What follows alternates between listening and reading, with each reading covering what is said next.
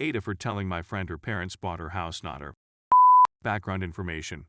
I, a 28-year-old female, have a buddy, also a 28-year-old female, who acquired a home late last year.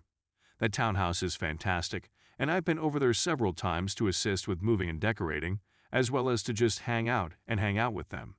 She and her partner moved into the home because her parents bought it for them, as stated in the title.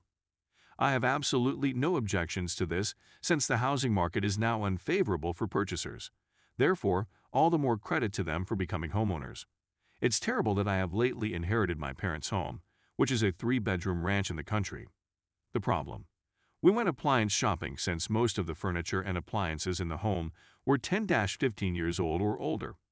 In the middle of a conversation with an employee whom I had asked to propose some minor products such as toasters and kettles, the employee casually inquired as to whether or not I was planning on moving out. When I informed him I was relocating, he inquired as to whether I had purchased or leased.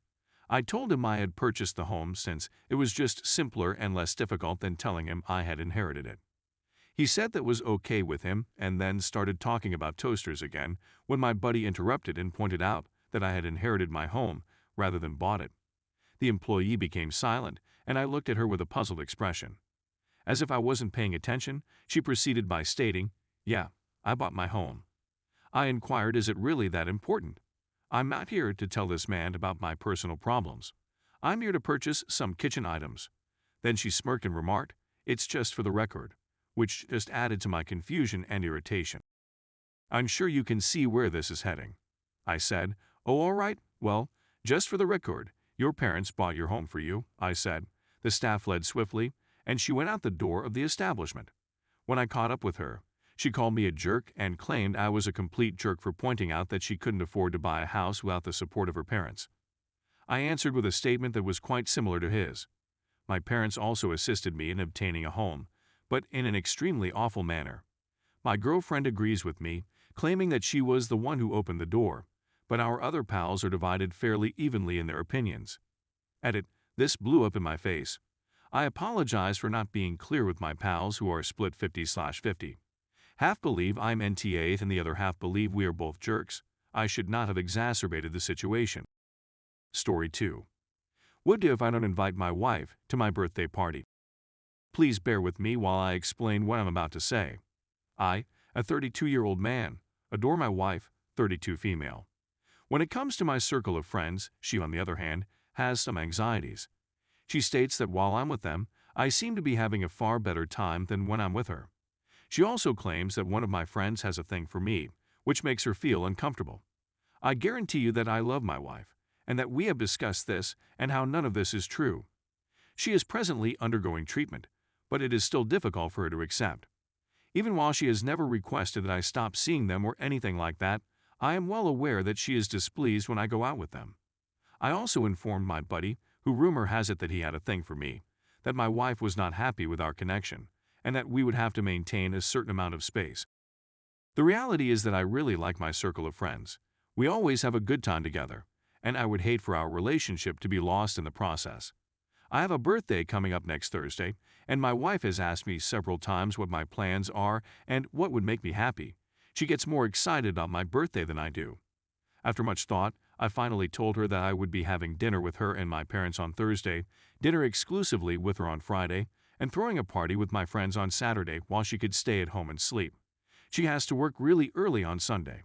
I thought this was a reasonable plan, but she did not agree. It made her very furious because it makes her sad because in 8 years I have never arranged a party, no matter how much she urged, since I despise my birthday, which is true, but now with this group of pals I'm excited and planning a party that will not even involve her.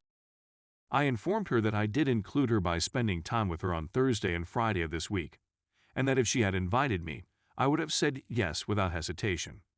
Then I informed her that I'd prefer not to get into a fight with her and that I was canceling the party altogether. She reflected on the situation and concluded that I was probably correct and that she shouldn't be so angry. She said that she didn't want to disrupt my birthday celebrations and that I could go with the party arrangements as planned. But now I'm not so convinced about it. Is it better for me to cancel this party? She will not be attending this party since she is required to work on that particular day. Story 3. AITA for telling my parents they put all their chips on the wrong kid so they get to deal with the consequences. This is going to sound terrible, but please bear with me. I, 22 female, grew up with a sister who was a few years older than me and who went away the previous year. When we were younger, she was the most popular kid in school and tormented me mercilessly, but no one ever believed me when I told them. As a teenager, she was involved in a serious accident because she was doing something dumb that she had been warned not to do, and she was left paralyzed from the neck down. Due to the fact that my parents dedicated almost all of their time to caring for her and appeared to entirely forget about me, I learned to take care of myself since they never had time to do so for me. My grandparents, at the very least, would take me out to eat on my birthdays and sometimes let me spend the night at their house. I was able to go into a very excellent institution on a scholarship thanks to the assistance of my grandparents and a very good guidance counselor. I moved out as soon as I was able after graduating. During the whole time I was in university, my parents never even sent me a text message.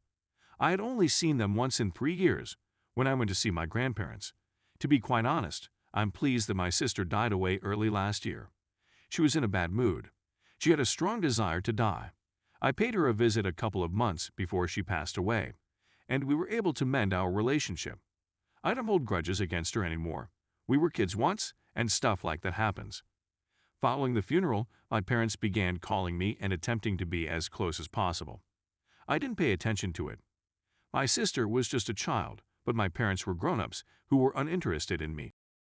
Although the circumstance was difficult, there were a number of basic minimum things they might have done that they chose not to do. Their behavior does not change overnight from not speaking to me for years to behaving like devoted parents on a dime.